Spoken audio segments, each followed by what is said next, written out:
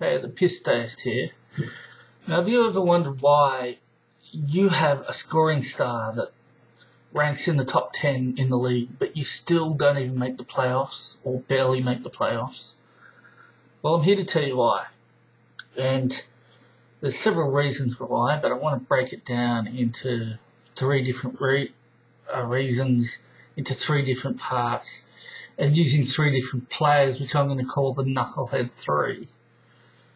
Now, firstly, basically I want to talk about the smaller, less controversial players and then get more into the more controversial players. So this guy, I don't think people are going to mind that I'm going to tear this guy apart. But anyway, the guy, number one, is called Glenn Robinson. Now, some people don't even probably know who he is nowadays, but he was the 94-95 first draft pick. And the reason why was because he was a college star and he could score and rebound it.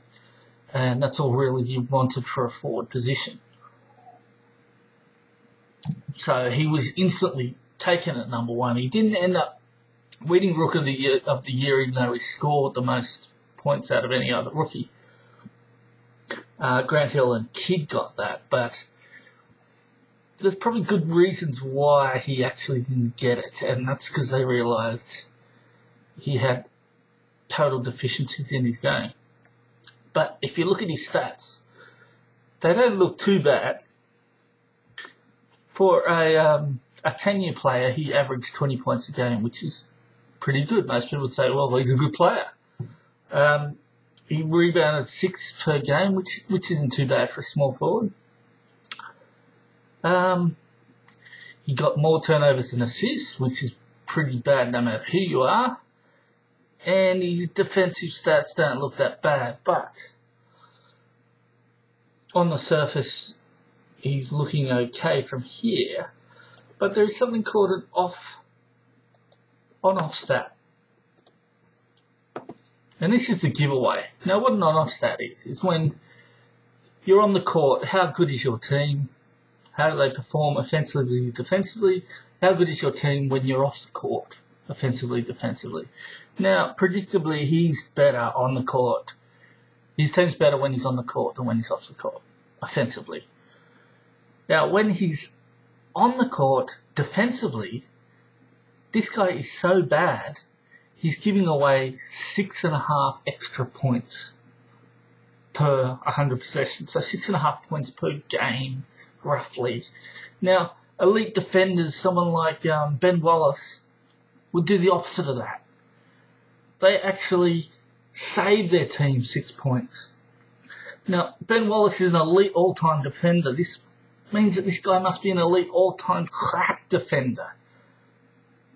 I mean, as good as Ben Wallace is on defense, this is how bad this guy is. It's just like his defense is worse than France in 1939, for fuck's sake.